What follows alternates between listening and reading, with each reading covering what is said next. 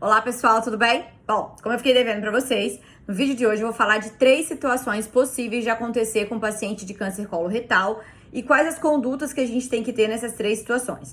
Dei uma organizadinha aqui para não esquecer de falar nada, então se vocês me verem olhando para cá é porque eu tô me guiando para não perder a lógica do raciocínio, tá bom? Então vamos lá.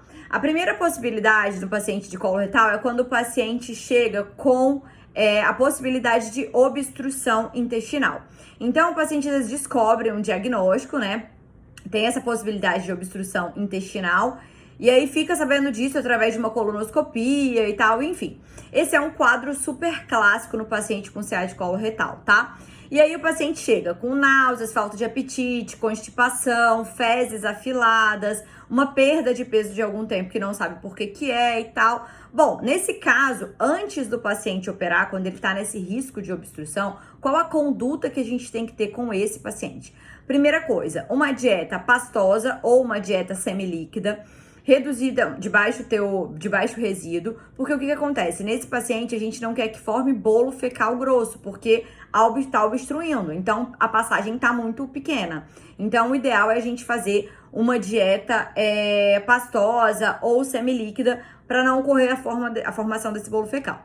Lembrando que quando a gente faz uma dieta pastosa ou semilíquida, essa dieta ela tem uma redução da densidade calórica. Então a gente vai precisar avaliar qual é o estado nutricional desse paciente, quanto ele já teve de perda de peso, se ele tá muito hiporéxico, né, sem apetite, pra gente poder fazer uma suplementação. Então passar essa dieta pré-operatória e passar um suplemento, porque dependendo do tempo que o paciente ficar com essa dieta semilíquida e tal, ele pode vir a perder mais peso que a gente não quer. Lembrando que lá na frente ele é um possível tratamento que possivelmente esse paciente vai fazer quimioterapia. Então tem ainda os efeitos da quimioterapia, então ele pode perder mais peso, tá bom?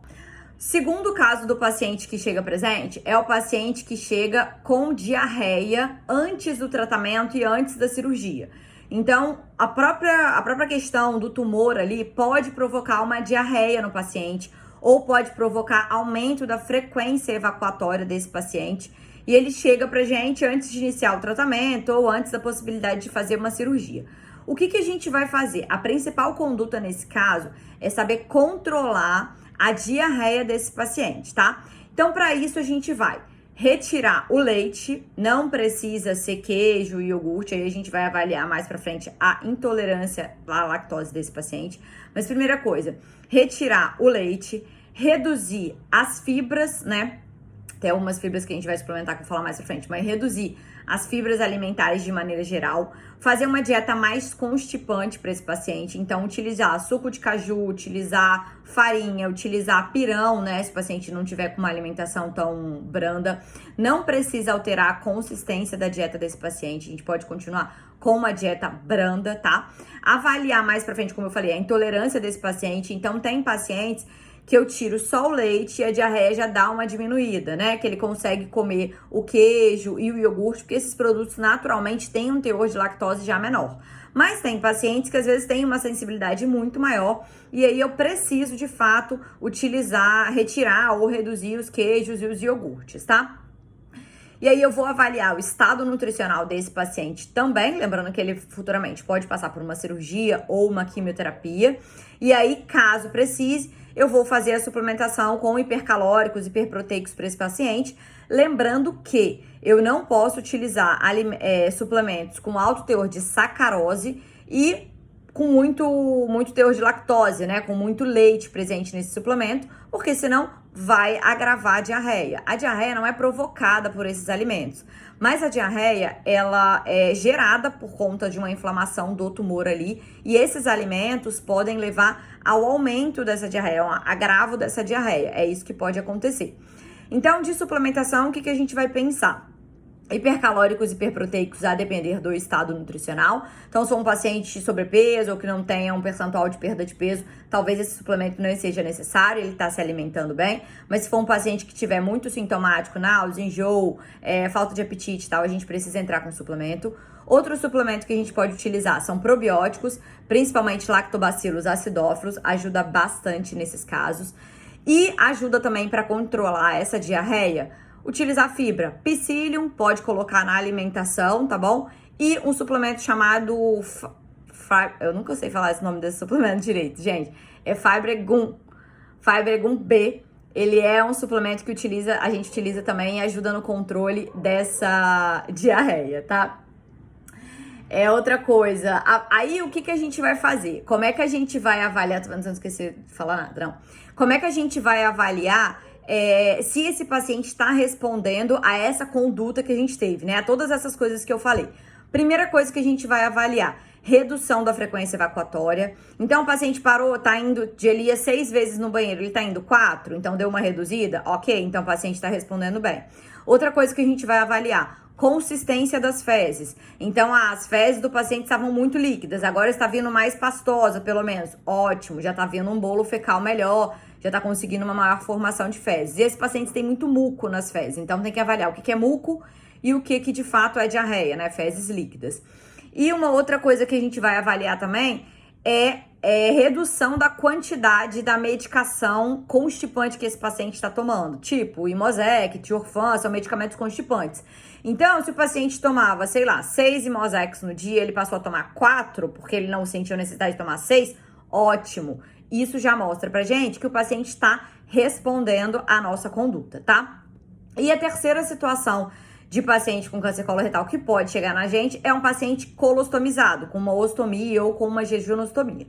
Então, vamos lá. Quando o paciente acaba de fazer a cirurgia, uma colostomia, colocação de uma colostomia ou uma jejunostomia, na primeira e segunda semana desse paciente, as fezes ainda vão vir um pouco líquidas, né? Porque o intestino tá ali, não sabe direito o que tá acontecendo, ele tá se recuperando de um pós-operatório e tal, enfim. Então, nesses casos, demora um pouquinho mais para a formação de bolo fecal, tá bom? E aí, depois, com o tempo, o intestino vai conseguindo formar essas fezes normais. Lembrando que colostomia, dependendo da localização que foi feita, o paciente consegue formar fezes pastosas, né? Ou semissólidas, assim, né? Não tão duras, mas ele consegue. Tão duras, às vezes, pode vir em questão de constipação. Mas as fezes têm que ficar não líquidas, então tem que ficar pastosa, né? Ou um pouquinho mais sólida. Se a ostomia for uma ileostomia, que é na porção final do intestino, essas fezes vão vir mais líquidas mesmo. Então, a gente não vai conseguir formação de fezes sólidas na ileostomia, tá? Então, a gente tem que conseguir as fezes mais pastosas e líquidas, né? Geralmente é assim, pastosa com um pouco de líquido. É esse formato, essa consistência que a gente vai conseguir atingir numa ileostomia. Outra coisa que a gente precisa avaliar nesse paciente é a ostomia desse paciente, o buraquinho. O que acontece? Perguntar se o paciente está sentindo dor na ostomia, se ele está sentindo ardência. Se isso estiver acontecendo, dor ou ardência, isso tem muito a ver com a nossa conduta. Porque o paciente está tendo uma dieta muito rica em alimentos industrializados, frituras, açúcar, trigo, e a gente precisa fazer uma melhora qualitativa da dieta desse paciente, tá? Então, a gente fala isso com o paciente, orienta ele, faz essa melhora qualitativa da dieta do paciente, que é esse orifício, né? A ostomia vai melhorar, vai parar de ficar inflamado, quente, inchado e dolorido com a melhora qualitativa. E as demais condutas no paciente da ostomia são as mesmas condutas que eu falei no segundo caso. Então, probiótico, uma dieta mais constipante, mas enfim, uma dieta mais constipante para esse paciente, probiótico, as fibras constipantes vão melhorar essa diarreia desse paciente na ileostomia, certo? Bom, isso é o que eu tinha que deixar de recado aqui para vocês. Ontem eu fiz um post mostrando um outro relato de caso clínico de coloretal. Então dá uma olhada lá no post, salva que um dia você pode precisar dele, pode pegar uma situação parecida. Salva esse vídeo aqui também que você pode pegar alguma situação parecida com ele já tá lá salvo pra você. E não deixa de se inscrever na minissérie Nutrionco, Reconhecimento Profissional e Sucesso Financeiro, que vai começar no dia 5 de abril, tá bom? As inscrições serão feitas através do link da bio. Beijo, gente. Tchau!